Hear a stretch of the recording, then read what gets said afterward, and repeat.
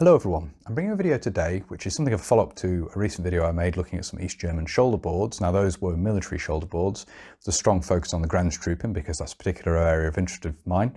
And I said in that video I would make a follow-up video at some point looking at civilian shoulder boards or some examples of civilian shoulder boards which I have in my collection.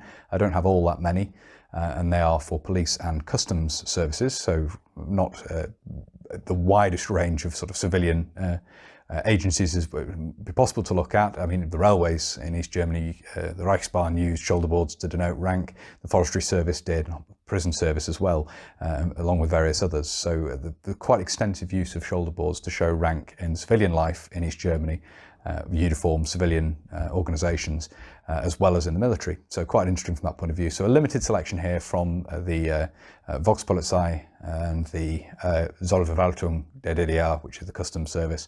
We're going to have a look at some of these now. I say not an extensive collection, but a few different ranks and a few different examples of these. So we'll talk about police shoulder boards first. And what we have here are a pair of shoulder boards of the Volkspolizei Bereitschaften, which is the ready police, the riot police. They're also a paramilitary organisation. They effectively operated as light infantry, or would have operated as light infantry in the event of East Germany coming under attack. They had military weapons, they had RPGs, for example, in addition to small arms.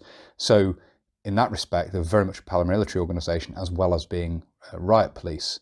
And for that reason, they had effectively a subdued shoulder board. So we're just starting looking at these two here to show you the difference between full colour and subdued shoulder boards for the Volkspolizei Bereitschaften. So on the left here, you have a full colour shoulder board, and on the right, you have the equivalent for subdued use with camouflage uniform, with the field service uniform. Basically, they did wear the Stricktarn field service uniform.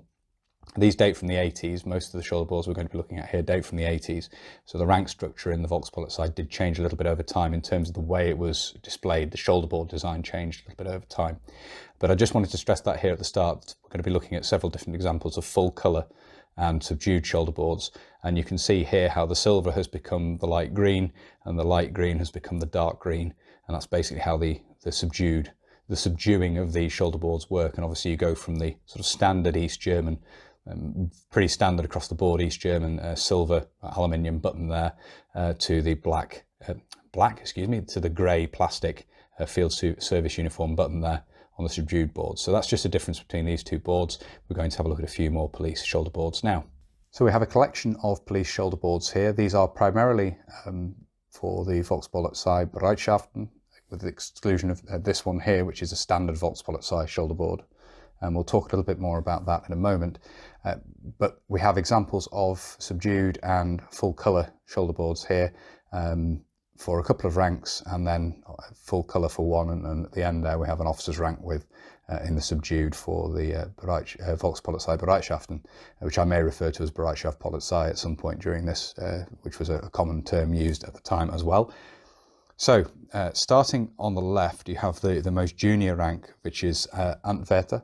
Antwerter, I think it is. I think that's the pronunciation. Or Anwärter, I think it is. There is an R in there. And then you have Unterwachtmeister, which is here. Again, for the Volkspolizei Bereitschaften. If this were for the regular Volkspolizei, you'd have this dark green down the middle rather than the light green with the silver border around. It would look the same other than having dark green down the middle. And you have the subdued version of that for use on field uniform. And we've just looked at these two previously to show the difference between the subdued and the full colour. So the full colour here and the subdued here, these are both the same rank but for use on different uniforms. And that is for Oberwachtmeister. So we have the Oberwachtmeister there for the Volkspolizei Bereitschaften. And then we have Hauptwachtmeister, which is the shoulder board here with the single star added. So without a star, it's Oberwachtmeister, and then Hauptwachtmeister is with the star here, and then you'd see stars added to that. I think the boards originally changed in having a piece of silver braid across the bottom and further stars, and then that was later simplified. Certainly by the 80s, you just added more stars for these, for the various Wachtmeister ranks.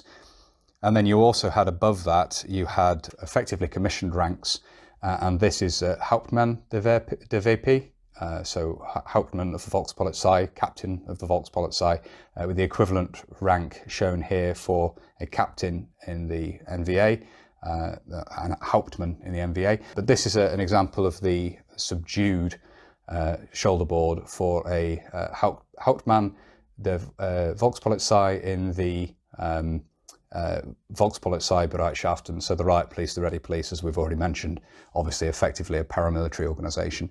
And these attach to the uniform in the same way as we saw with the military shoulder boards. You pass a button through here, and then you have laces that run down through this little buttonhole in this tab at the back, which passes through a loop on the uniform. That's the same for the shoulder boards worn on field uniform or for those worn on service uniform. You can see there. It's the same system as we saw with the military shoulder boards. So that's a selection of police shoulder boards there. The ranks and so forth are a bit confusing, and I have less of a collection here to talk about, but hopefully that's sort of shown you enough to sort of get your head around this a little bit. The full colour shoulder boards, as we have here, would be silver braid with, I believe, gold stars, I think, to show rank, if I remember correctly, in a similar manner to the army. The final two shoulder boards we'll look at here are from the Zollverwaltung, which is the customs service, the customs units in East Germany.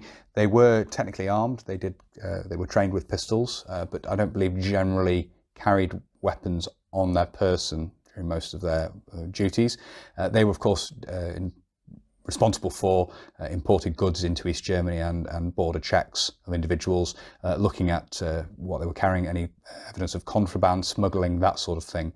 You had the PKE units, which were effectively Stasi, but uniformed as Grenztruppen, doing passport checks and so forth, passport control.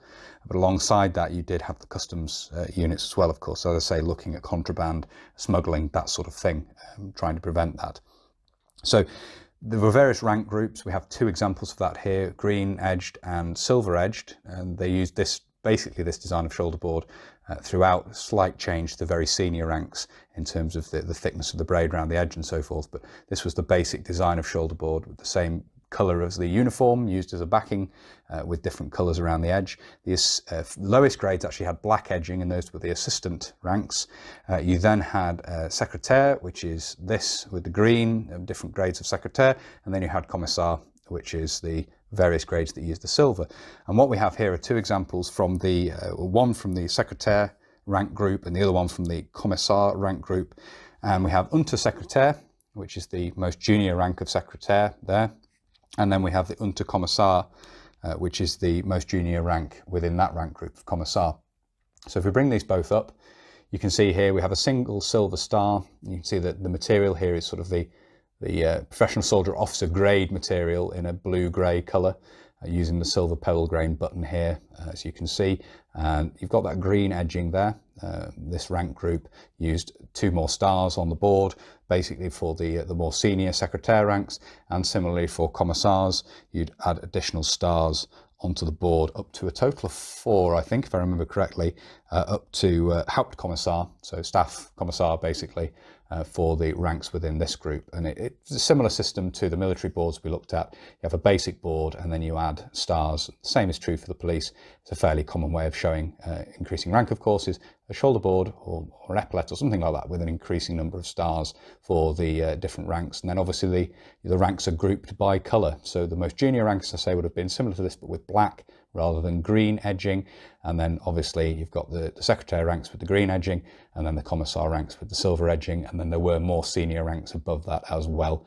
And again, there is some information on these ranks online. So if you're interested to know more about the custom service and custom service ranks, there's information available elsewhere online. But that's just two examples here of the Zollverwaltung der DDR shoulder boards. So I hope you found it interesting looking at this. As I say, not the most extensive collection, but something of an overview of police and customs rank and the shoulder boards used, all from the 80s. So these are all quite late on. The designs of these, well, certainly the construction changed a little bit over time, and the design did change as well in some instances. But what we've looked at here is all pretty much pertinent to the 1980s. So hopefully it's been interesting looking at these. If you have found it interesting and you'd like to see more of this sort of thing, please do consider subscribing to the channel if you haven't already. And whether you're newly subscribing or you've previously subscribed, subscribed, please do make sure you hit the little bell, the notification button down below, and that will of course alert you when I upload future videos. That's everything for this video, so until next time, bye for now.